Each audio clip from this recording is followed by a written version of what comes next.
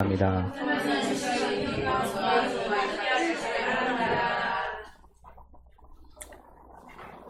지난 수요일에 이런 그림 사진을 보여드렸죠. 사진을 볼까요? 네, 이게 뭐죠? 이 사진은 이제 요한계시록에 나오는 라오디게아 교회 터에 있는 곳인데 거기서 찍었습니다. 네, 여기는 뭐냐 하면 그 침례를 받는 침례소라고 합니다. 저 안에 이제 물이 가득 차 있는 거죠. 그래서 침례 받는 사람이 이렇게 내려가는 겁니다. 내려가면 물에 푹 잠겼다가 이제 다시 올라오게 되지요. 요즘도 이제 저 침례소를 그대로 본떠서 만든 곳이 있습니다. 다음 그림에 나오는데, 네, 저렇게 되어 있습니다. 아주 깔끔하게 예쁘게 잘 해놨죠. 저기도 이렇게 계단이 보이지 않습니까? 좀 물이 차 있고요. 거기서 이제 침례를 받게 됩니다. 그 세례 요한이 요단강에서 사람들에게 세례를 줄 때, 그때 그 세례는 사실 침례였다 그러죠. 이제 우리는 이제 침례라고 하지 않고 세례라고 부르고 있는데, 아직도 침례식을 하는 교단이 있습니다. 어떤 교단일까요? 네, 침례교 교단입니다. 이 두 번째 보여드린 사진도 지금 있는 그런 곳이고 침례 교단에서 지은 기도원이에요. 기도원인데 그 기도원 안에 있는 침례소입니다. 그래서 이 침례교에서는 세례라는 말을 안 쓰고 침례라고 꼭 부릅니다. 세례교인 안 그리고 침례교인.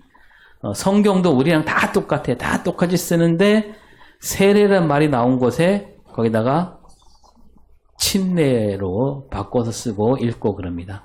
그 세례 요한도 세례 요한이 아니고 침례 요한 이렇게 되어 있습니다. 이제 어떤 침례교에서는 이렇게 침례소를 따로 만들지 않고요.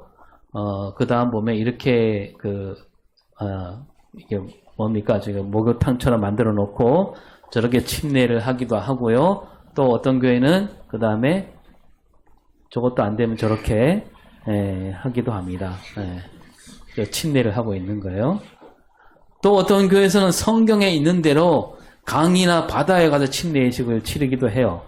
볼까요? 저렇게. 우리 같으면 어떻게 해야 될까요? 우리는 어디서 해야 될까요? 저기 바다에 가서 방파제 옆에 가고 그렇게 하면 되겠지요. 그 세례라는 말은 이제 죄를 씻는다 그런 뜻을 담고 있고요. 침례는 이제 물 속에 잠긴다. 그 무슨 뜻이냐면 물에 들어가면서 이제 나는 예수 믿기 전에 나는 죽었고 물에서 나오면서 이제는 다시 태어난다 그런 뜻을 담고 있습니다. 근데 이 침례 교단에서 침례 예식을 하지 않는 교단을 보고 왜 너희들은 성경대로 하지 않느냐 이렇게 따져 묻진 않아요. 또 이제 우리 교단을 비롯해서 세례식을 하는 교단들이 침례 교단을 가리켜서 아직도 그렇게 고지식하게 그대로 하고 있느냐 이게 손가락질 하지 않습니다. 서로 잘 지내고 있고 서로 교류도 하고요. 함께 이렇게 뜻을 모으기도 하면서 교회 연합을 잘 이루고 있습니다. 그러니까 뭐냐면 세례는 세례대로 그 뜻이 있고 침례는 또 침례대로 그 뜻이 있으니까 서로 그 뜻을 잘 살리면 된다. 그 뜻을 보면 크게 다르지 않다. 그런 얘기지요. 그래서 이 세례 예식이나 침례 예식을 우리가 이제 형식이라고 한다면 이제 그 안에 담긴 뜻이 이제 본질이라고 하겠지요. 그래서 형식을 잘 갖추어 지키되 그 안에 담긴 본질도 잃어버리지 않으면 되는 겁니다. 이제 그런데 이제 때로는 사람들이 눈에 보이는 그 형식에 얽매일 때가 많지 않습니까? 아무래도 이 형식은 눈에 보이니까 그래서 그 안에 있는 본질보다는 형식만 갖고 왜 이렇게 하느냐, 왜 저렇게 하느냐 이러쿵저러쿵 따지는 이들이 있는 걸 보게 됩니다. 오늘 말씀에 나온 이 바리새인들과 서기관들이 그런 사람들인데 오늘 새벽에도 이제 말씀을 쭉 읽으면서 우리가 1절부터 23절까지 읽으면서 살펴보았는데요. 이제 세례 요한이 죽었어요. 죽고 예수님이 하나님 나라가 가까이 왔다라고 하시면서 갈릴리에서 말씀을 가르치시고 병든 사람을 고치셨습니다. 많은 사람이 이제 예수님께 몰려왔지요. 근데 예수님 소문이 더 멀리 퍼지고 그래서 저 예루살렘, 갈릴리와 예루살렘 멀잖아요. 갈릴리와 예루살렘 사이에 이 사마리아 땅도 있고 저 예루살렘에서도 예수님이 하신 일들, 말씀이 소문이 들렸습니다. 그래서 이 예루살렘에서 그 소문을 듣고 바리새인들과 서기관들이 예수님을 찾아왔습니다. 그들이 찾아온 거는 예수님께 뭔가 배우려고 온 게 아니죠. 그들이 들어보니까 저 예수, 갈릴리 예수라는 사람, 그 사람은 자기들 보기에는 이제 걸림돌인 겁니다. 그래서 어떻게 하면 저 예수를 걸고 넘어질까 그런 생각을 갖고 왔고 예수님을 이제 옆에서 지켜보면서 뭔가 흠이 될 만한 것들이 있는가 살피려고 온 거죠. 그래서 때마침 그런 일이 생겼어요. 2절을 볼까요? 제자 중 몇 사람이 부정한 손, 곧 씻지 아니한 손으로 떡 먹는 것을 보았더라. 예수님 제자 가운데 몇 사람이 부정한 손, 그러니까 씻지 않는 손으로 떡을 먹는 것을 보았다라는 거죠. 그 이제 이 유대인들에게는 전통이 있다 그러죠. 그 전통이 이제 이 마가복음은 유대인들에게 주는 복음서가 아니니까 이 마가복음을 읽는 사람들에게 이제 유대인들이 어떤 전통이 있는지 알려줍니다. 그 3절, 4절이 알려주는 말씀인데 같이 읽습니다. 바리새인들과 모든 유대인들은 장로들의 전통을 지켜 손을 잘 씻지 않고서는 음식을 먹지 아니하며 또 시장에서 돌아와서도 물을 뿌리지 않고서는 먹지 아니하며 그 외에도 여러 가지를 지켜오는 것이 있으니 잔과 주발과 녹그릇을 씻음이러라. 그러니까 한마디로 음식을 먹기 전에는 반드시 손을 씻어야 한다라는 그런 전통이 있다는 거죠. 근데 이 손뿐만 아니라 뭐 잔과 주발과 녹그릇도 씻어야 한다라는 그런 전통이 대대로 내려오고 있다는 얘기예요. 그럼 이 유대인들은 왜 그런 전통을 만들었을까? 왜 만들었을까? 그거는 이제 레위기 19장 2절을 보겠습니다. 너희는 거룩하라. 이는 나 여호와 너희 하나님이 거룩함이니라. 하나님께서 이스라엘 백성들에게 이제 율법을 주실 때 그 율법이 뭐냐 하면 왜 주시냐 하면 하나님이 거룩한 분이기 때문에 너희들도 하나님을 섬기는 사람들도 다 거룩해야 된다. 그런 뜻으로 율법을 주신 거죠. 그러니까 하나님이 말씀하신 율법 가운데 그래서 부정한 것, 그러니까 더러운 것들을 만지지 말라 이런 율법이 많습니다. 그러니까 부정한 것, 더러운 것들을 만지지 말라는 율법은 무슨 뜻이냐면 거룩함을 지키는 길이다. 그런 뜻이지요.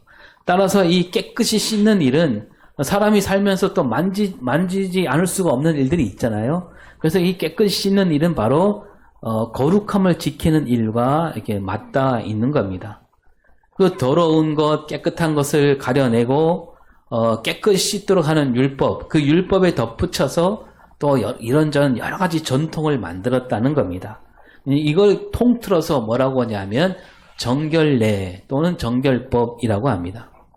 더구나 이들이 뭘 먹을 때 이 사람들은 우리처럼 숟가락이나 젓가락을 쓰지 않고요. 어떻게 먹습니까? 그냥 손으로 덥석, 맨손으로 잡아서 먹습니다. 굳이 정결법이 아니라 하더라도 뭐 손을 씻고 먹는 거 뭐 마땅히 할 일이었겠지요.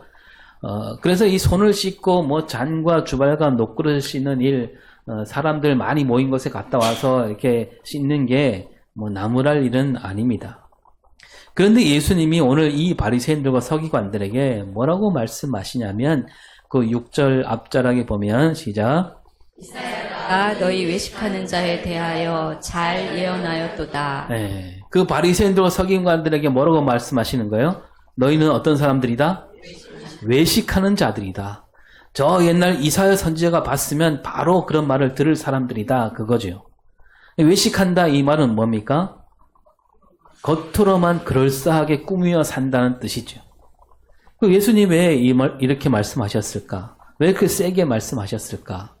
그건 이제 올라가서 5절을 보면 알 수가 있지. 5절에 뭐라고 되어 있습니까? 어찌하여 당신의 제자들은 장로들의 전통을 준행하지 아니하고 부정한 손으로 떡을 먹나이까? 예. 이 바리새인들과 서기관들은 자기들이 지키는 그 장로들의 전통을 내세워서 지금 예수님께 따져 묻고 있는 거죠. 여기서 보면 뭐냐면 이 손을 씻는 전통은 하나님이 주신 율법이 아니라 뭡니까? 장로들이 정해놓은 전통입니다. 따지고 보면 하나님 말씀은 아니었지요. 그런데 이 바리새인들과 서기관들은 그걸 알면서도 이것을 지키지 않으면 마치 하나님 말씀을 지키지 않은 것인 양 말하고 있는 겁니다. 자기들이 만들어놓은 그 장로들이 만들어놓은 전통이 곧 하나님 말씀이다 이렇게 생각하고 있는 거죠. 그러면서 예수님께 따지고 있는 겁니다. 바리새인들과 서기관들은 그 자기들이 지키는 이 전통은 오랜 세월 지키고 있는 이 전통을 하나님 말씀에 슬쩍 끼워넣고 있는 거예요. 그러면서 문제를 삼고 있습니다. 당신을 따른 저 제자들이 바로 하나님 말씀을 어기고 있다. 이제 어떡할 거냐 이렇게 묻고 있는 겁니다. 우리는 하나님 말씀을 잘 지키는 사람들이고 당신 제자들은 지키지 않고 있으니까 우리는 옳고 당신은 틀렸다. 우리는 바른 신앙에 서 있고 당신은 신앙이 없다. 뭐 이렇게 말하고 있는 거죠. 예수님은 그러한 바리새인들과 서기관들에게 말씀하시기를 너희들이야말로 외식하는 자들이다 하면서 이사야 선지자가 외친 말을 그대로 읊어주는데 이 6절 7절에 나오는데 이 6절 7절을 보면 그들이 왜 외식하는 자들인가? 뭐가 잘못됐는가? 잘 드러나 있는데 먼저 6절을 볼까요? 백성이 입술로는 나를 공경하되 마음은 내게서 멀도다. 예. 이 바리새인들과 서기관들은요. 입으로는 아주 좋은 말 다 갖다 붙입니다. 입으로는 하나님을 높인다 하면서 그런 정작 그 마음은 하나님 뜻을 따르지 않는 마음이라는 겁니다. 그 옛날 이스라엘 백성들 그랬어요. 이사야 선지자 때. 이스라엘 백성들이 입으로는 하나님을 가까이 합니다. 때마다 제사 잘 드립니다. 입술로 하나님을 노래합니다. 그런데 그 속을 들여다보면 그들은 마음은 하나님을 떠나 있었다는 거죠. 하나님 이름도 알고 제사도 잘 드리고 율법도 잘 지킵니다. 하지만 그들은 마음을 다해서 하나님을 섬기지 않고 있었다는 거죠. 마음을 담지 않으니 그 마음을 담지 않았다. 곧 하나님 말씀대로 살아가지 않는 거예요. 이어서 7절을 뭐라고 되어 있습니까? 7절. 사람의 계명으로 교훈을 삼아 가르치니 나를 헛되이 경배하는도다. 예. 사람의 계명을 하나님이 주신 율법을 사람이 만든 계명으로 바꿔치기 했다는 얘기잖아요. 하나님 뜻을 깊이 새기지 않고 그거 그냥 자기 좋을 대로 받아들인 거예요. 그래서 겉으로 보기에는 하나님 말씀을 따르고 있는 것처럼 보이고 하나님을 경배하는 것으로 보이는데 그러나 그들은 정작 사람이 만들어 놓은 계명을 많은 사람이 가르치고 있는 거예요. 사람이 만든 계명을 들이대고 이거는 옳고 저거는 그러다 그렇게 가르치고 있는 거예요. 사람이 만든 거는 이제 앞에서 말한 형식이잖아요. 형식은 눈에 보이잖아요. 그 눈에 보이는 거 갖고 들이대면서 너는 틀렸다, 잘못됐다 그렇게 얘기하고 있는 거죠. 하나님이 주신 그 안에 있는 하나님의 뜻보다는 사람이 만들어놓은 그 틀, 그 가르침을 따르고 있는 사람들. 다시 말해서 하나님 말씀을 자기 생각이나 세상 헛된 욕망 안에 가두고 있는 거예요. 그 제사를 아무리 잘 드린다 해도 거기에 마음을 다하지 않는다면 하나님이 기뻐하지 않으시죠. 하나님 말씀이 그 삶 속에 나타나야만 그게 참된 제사가 되는 겁니다. 우리가 예배에 대해서 여러 차례 말씀을 나누었습니다. 제가 찾아보니까 제목만 보더라도 참된 예배, 영적 예배, 거룩한 예배, 살아있는 예배, 세상을 바꾸는 예배 이런 제목으로 우리가 말씀을 나눴습니다. 다 같은 뜻이죠. 오늘 말씀으로 말하자면 하나님께 하나님의 마음을 가까이 하는 예배, 마음을 담아드린 예배가 그런 예배라는 겁니다. 저 바리새인들과 서기관들은 꼬박꼬박 빠짐없이 때마다 절기마다 제사하고 있습니다. 예배하고 있어요. 하지만 그들 마음을 들여다보면 그 마음이 하나님께 가 있지 않는 거예요. 자기 중심이 마음은 멀어져 있습니다. 따라서 그들이 드린 예배를 그렇게 예수님이 뭐라고 말씀하십니까? 너희들은 어떻게 경배하고 있어요? 헛되이 경배하고 있다는 겁니다. 그리고 예수님은 이 바리새인들과 서기관들에게 그래서 외식하는 자들이라고 합니다. 하나님과 마음이 멀어진 이들은 바로 외식밖에 남은 게 없다. 늘 성전을 가까이 하고 있고 제사 때마다 눈에 띄는 이들이지만 정작 그 마음은 하나님과 멀리 떨어져 있으니, 다시 말해서 마음을 담아 기도하지 않고 마음을 담아 예배하지 않고 있으니까 그들에게는 남은 게 외식밖에 없다. 그것이요. 예수님은요, 그런 거칠에 형식만 내세우는 것을 가장 싫어하시잖아요. 그래서 마태복음 23장에도 보면 예수님이 서기관들과 바리새인들에게 크게 꾸짖고 있습니다. 근데 그 꾸중을 보면 그냥 가벼운 꾸중이 아니에요. 뭐라고 하냐면 3번에 걸쳐서 그들에게 말하기를 화 있을진저 이렇게 말합니다. 화 있을진저. 이 무서운 말 아닙니까? 이 말은 그냥 욕이 아니라 저주를 퍼부는 말이에요. 하나님께 저주를 받으라는 말입니다. 하나님께 저주를 받는다. 무슨 뜻입니까? 쉽게 말해서 너희들은 지옥에 간다는 얘기 아니에요? 지옥에 떨어져라. 하나님께 버림받는다. 예수님은 왜 그렇게 이 서기관들과 바리새인들에게 이렇게 막 엄청난 저주를 퍼부었을까요? 잘 타일러도 되는데. 많은 사람이 예수님 소식을 들을 때 예수님은 참으로 정이 많고 사랑이 많고 따뜻하고 용기를 주시는 분, 또 힘을 주시는 분으로 알고 있는데, 그래서 예수님을 찾아와 따르고 있는데, 그래서 예수님이 웬만한 사람들은 다 이게 따뜻하게 맞이해 주시고 그들이 가진 문제들을 하나하나 풀어주십니다. 그런데 이 서기관들과 바리새인들에게는 사뭇 다른 모습을 보여주고 있는 거죠. 왜냐하면 그들이 저지른 잘못이 너무도 크기 때문에, 돌이키기 어려운 거기 때문입니다.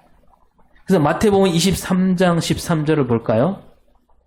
있을진저 외식하는 너희 서기관들과 바리새인들이여, 너희는 천국 문을 사람들 앞에서 닫고 너희도 들어가지 않고 들어가려 하는 자도 들어가지 못하게 하는도다. 예, 이 서기관들과 바리새인들이 무슨 문을 닫고 있어요? 천국 문을 닫고 있습니다. 자기들도 들어가지 않을 뿐더러 들어가려는 사람들도 못 들어가게 막고 있다는 거죠. 이 서기관들과 바리새인들은 하나님을 제대로 아는 사람들이 아니란 얘기입니다. 하나님을 제대로 만난 사람들이 아니고 또 하나님을 만나고자 오는 사람들을 가로막고 있습니다. 이 사람들은 하나님이 어떤 분인가, 또 어떻게 하나님을 만나게 되는가, 그걸 알려주지 않고 있다는 거죠. 하긴 그들 스스로 하나님을 잘못 알고 있는 거죠. 하나님을 어떻게 만나는지 잘 모르고 있으니까 사람들에게 엉터리로 가르쳐줄 수밖에 없는 겁니다.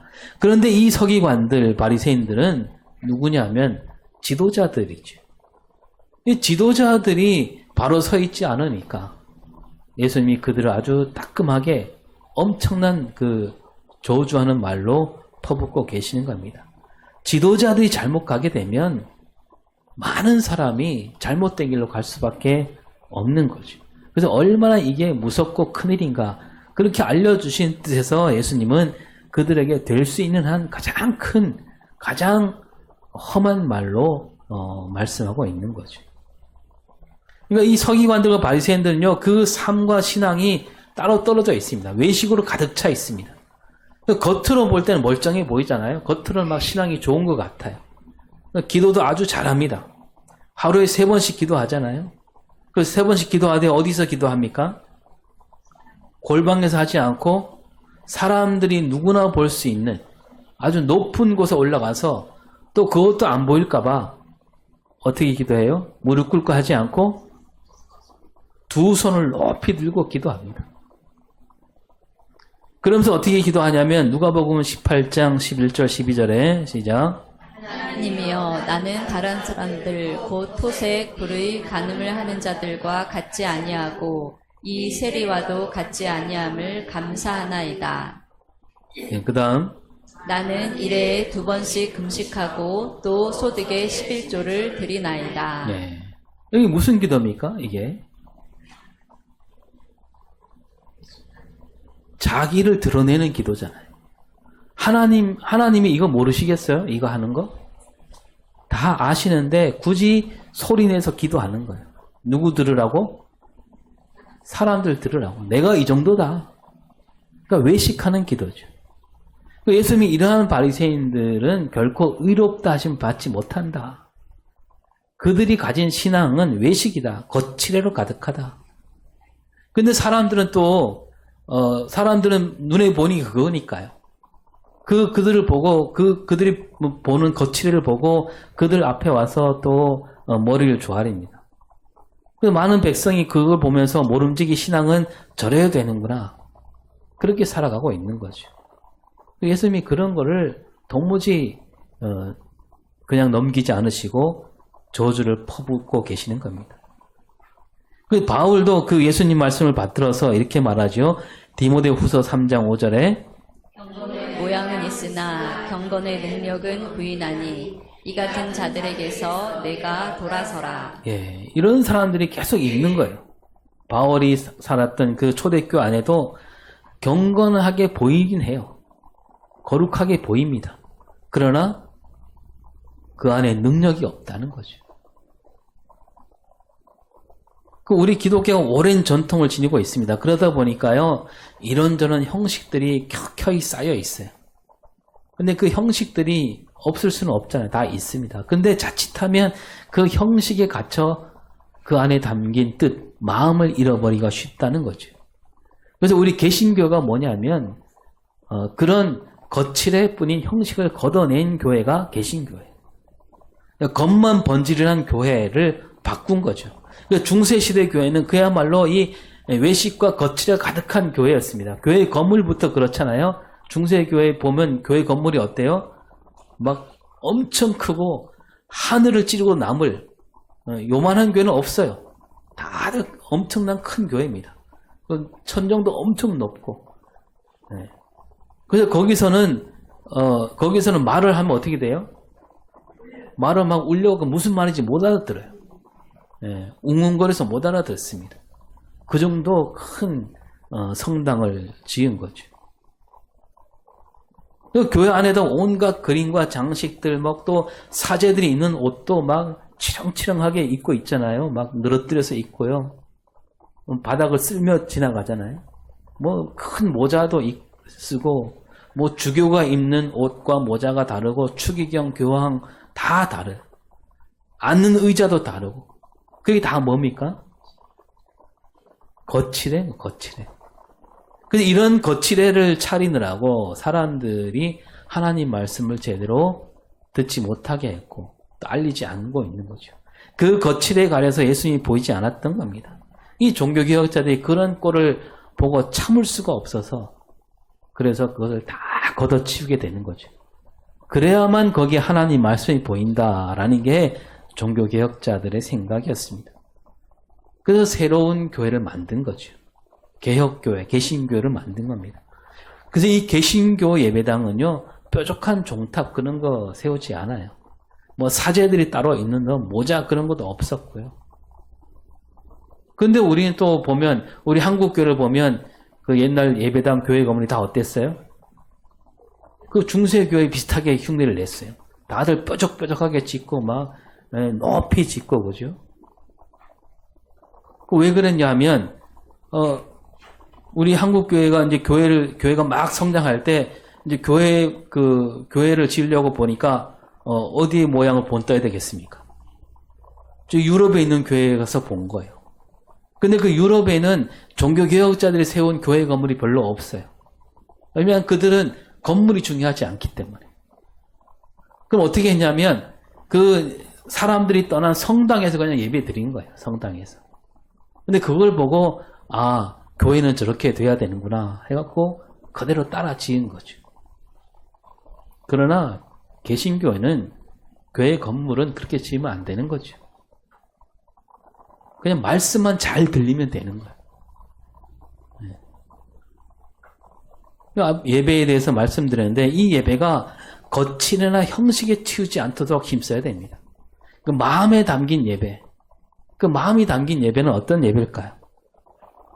로마서 12장 1절을 볼까요? 형제들아 내가 하나님의 모든 자비하심으로 너희를 권하노니 너희 몸을 하나님이 기뻐하시는 거룩한 산 제물로 드리라. 이는 너희가 드릴 영적 예배니라. 예. 그러니까 그 예수님이 아까 말씀하신 너희가 헛되이 경배한다라고 했는데 그 헛되이 경배하지 않고 제대로 드린 예배는 어떤 예배가 되느냐? 바울이 그걸 잘 정리하고 있습니다. 너희 몸을 하나님이 기뻐하신 거룩한 산 제물로 드리라.